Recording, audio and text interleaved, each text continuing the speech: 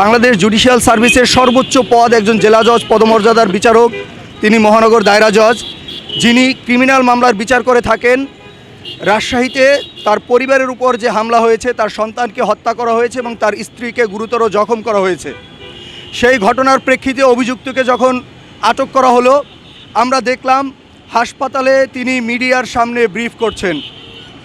একজন অভিযুক্ত যার বিচারের আওতায় আসার কথা, সে তা না করে ভিকটিম ব্লেমিং শুরু করেছেন, যেটা ন্যায় বিচারের চূড়ান্ত পর্যায়ের একটি বিরুদ্ধ আচরণ। যে কাজগুলো করেছে আমরা দেখেছি, পুলিশ এখানে চরম অপেশাদার সুলভ আচরণ করেছে। আমি সকলের প্রতি শ্রদ্ধা রেখে বলতে চাই, আমরা সবাই পেশাজীবী, কিন্তু সবার পেশা সমানভাবে ঝুঁকিপূর্ণ নয়।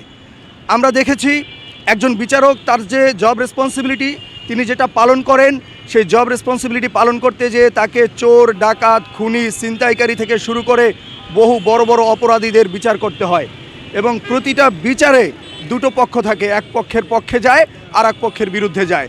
এখন যেই পক্ষের বিরুদ্ধে যায় সেই পক্ষ যৌক্তিক বা অযৌক্তিক নানা কারণে তিনি সংক্ষুব্ধ থাকেন, তিনি সেই বিচারক এবং সেই বিচারকের পরিবারকে ক্ষতি করার চেষ্টা করতেই পারেন। তাহলে এখানে রাষ্ট্র তাদেরকে কি সুরক্ষা দিয়েছে? আমরা অবিলম্বে রাজশাহীর ঘটনায় ন্যায় বিচারের স্বার্থে ত্বরান্বিত বিচার চাই এবং এই ঘটনার সাথে যারা অপেশাদার আচরণ করেছে সেই সব পুলিশ সদস্যদের বিরুদ্ধে বিভাগীয় ব্যবস্থা এবং আইনানুগ ব্যবস্থা চাই। পাশাপাশি বিচার ব্যবস্থার উন্নয়নের সাথে ন্যায় বিচার প্রতিষ্ঠার সাথে দেশের নাগরিকদের সুযোগ সুবিধা এবং মানুষের চাওয়া পাওয়া নির্ভর করে। জনস্বার্থে প্রত্যেক বিচারককে গাড়ি সুবিধা এবং গানম্যান সুবিধা আমরা প্রত্যাশা করি। পাশাপাশি আমি এটাও বলতে চাই, বিচার ব্যবস্থার সাথে শুধু বিচারক নয়, রাষ্ট্রপক্ষ, প্রসিকিউশন পক্ষ যারা কাজ করেন তারাও ঝুঁকির আওতায় থাকেন। কাজী বিচার বিভাগীয় কর্মকর্তা যারা কোর্ট অফিসার জীবনের ঝুঁকি নিয়ে কাজ করেন, তাদের পরিবার এবং তাদের নিজেদের জীবন এবং জানমালের নিরাপত্তা নিশ্চিত করতে আমি রাষ্ট্রকে আহ্বান জানাবো, তারা যেন যথাযথ ব্যবস্থা নেয় এবং রাজশাহীর ঘটনায় উপযুক্ত বিচার করে।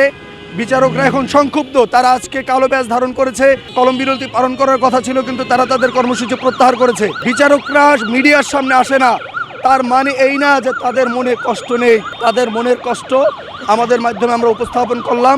আজকে আমরা রাজু ভাস্কর্যের পাদদেশ থেকে ঢাকা বিশ্ববিদ্যালয় আইন বিভাগের শিক্ষার্থী এবং ডাকসুর পক্ষ থেকে দাবি জানাতে চাই, বিচারকদের যে চলমান আন্দোলন সেটার সাথে আমরা একাত্মতা পোষণ করছি এবং সরকারকে দ্রুত তাদের দাবি মেনে নেওয়ার জন্য আহ্বান জানাচ্ছি এবং এই ঘটনার সুষ্ঠু তদন্ত করে এই ঘটনার সাথে জড়িত সকলকে দ্রুত বিচারের আওতায় নিয়ে আসার জন্য সরকারের কাছে অনুরোধ জানাচ্ছি।